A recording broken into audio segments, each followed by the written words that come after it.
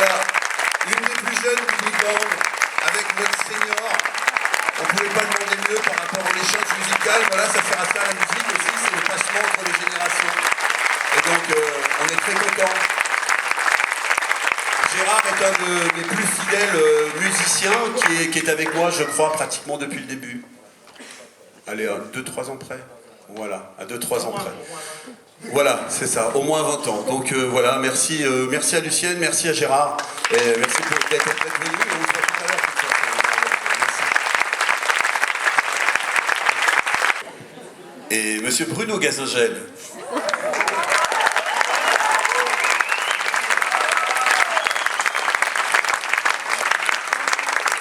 Bon alors, vous voyez, je vous ai expliqué un petit peu les générations, tout ça, etc. Alors, après, finalement, on a parlé, puis on était amoureux un peu on avait un peu les mêmes envies, c'est-à-dire créer un grand orchestre de jazz avec, pourquoi pas à la fac, parce que finalement, c'était plus facile de créer un orchestre qui ne serait pas professionnel, qui serait plutôt amateur, mais d'un bon niveau, et on voulait, à travers ça, pouvoir réunir pas mal de gens sur la fac. À l'époque, il y avait... Donc voilà, et donc Bruno a été l'initiateur réellement du Big Bang, en tant que tel.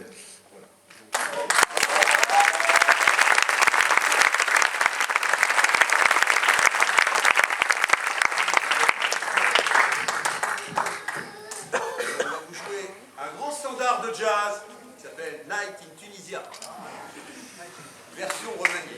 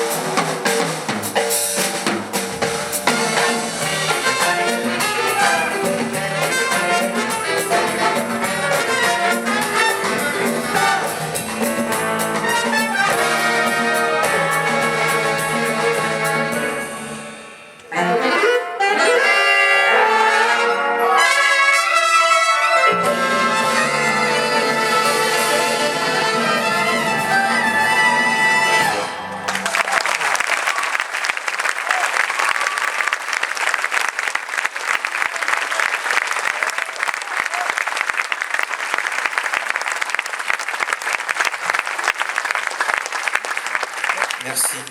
Alors effectivement, moi je suis rentré en novembre, alors c'était au siècle dernier, 1991, guerre du Golfe. Je suis rentré de chez les Bidas, là, pour commencer une thèse, et puis effectivement j'ai fait de la musique pendant un an, donc je me suis dit c'est dommage de s'arrêter comme ça. Et puisqu'il y avait des gens motivés à l'université, on est parti sur le projet de créer d'un big band. Donc finalement, pendant les vacances de Noël, j'ai fabriqué des jolies affiches. À l'époque, il n'y avait pas d'ordinateur, donc on a fait ça à la main. Et puis j'ai embauché mon ami et collègue dans la salle, Pierrick Loton. Bravo. Et je lui ai dit, tiens, tu veux pas venir avec moi, on va aller visiter l'université. Toi, tu mets le scotch et moi, je tiens les affiches. Et à l'époque, on a fait ça un soir de janvier 92, il faisait nuit très tôt. On est passé à côté des vaches, parce que je pense que là où il y a la maison de l'université, excusez-moi monsieur le président, mais à l'époque c'était des vaches. Et finalement on a visité différentes UFR, on a collé ces quelques affiches. Pierrick trouvait que c'était un peu long, hein. Il m'a dit bon on va peut-être rentrer quand même. Et donc voilà, et je sais plus, quelques jours après, on a réuni dans un amphi des gens en leur disant si ça vous intéresse de jouer de la musique, venez nous rejoindre. On commence à faire un big band. Voilà. Et ce qui est super, c'est que 25 ans après, ça existe encore, grâce à Jean-Marc, grâce aux différents musiciens qui sont passés par là.